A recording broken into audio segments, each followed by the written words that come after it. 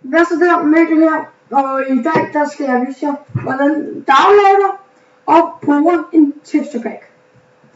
Jeg starter med, jeg har fundet min egen video her. Så jeg har på første episode bundet med en rundvisning. Så går jeg ned, vis mere, hvor jeg lige har lagt en texture pack. Så går jeg her.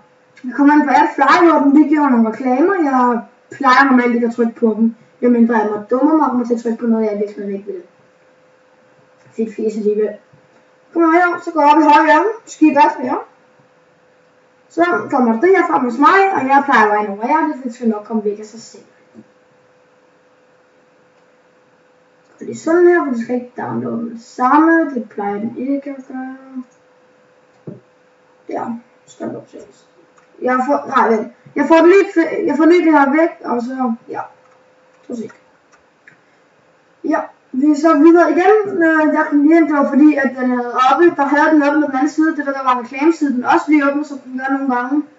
Nå, det kunne jeg så ikke se, fordi der ligesom er sådan en rundt om, der lige gjorde det. Så klikker jeg Nope, så i min tilfælde så er det Nobody Pack.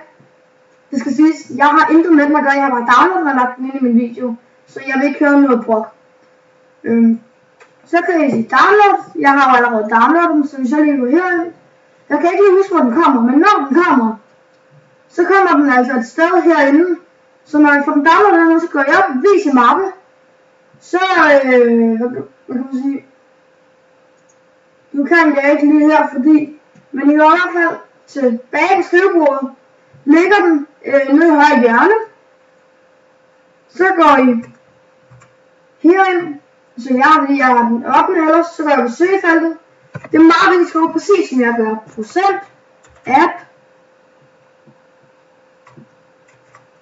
og app data procent.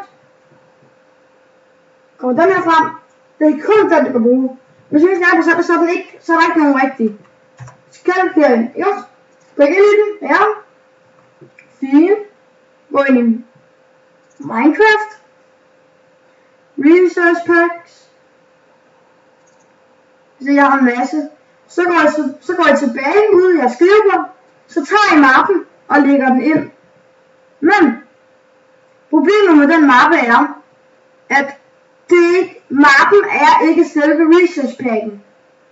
Hvis du vil bruge den her Nobody pack, så skal du åbne den. Tag indholdet, som hedder det samme, og rive ind. Så skal du lige load det og lige kopiere alle de der ting der i, og så har du selve ting.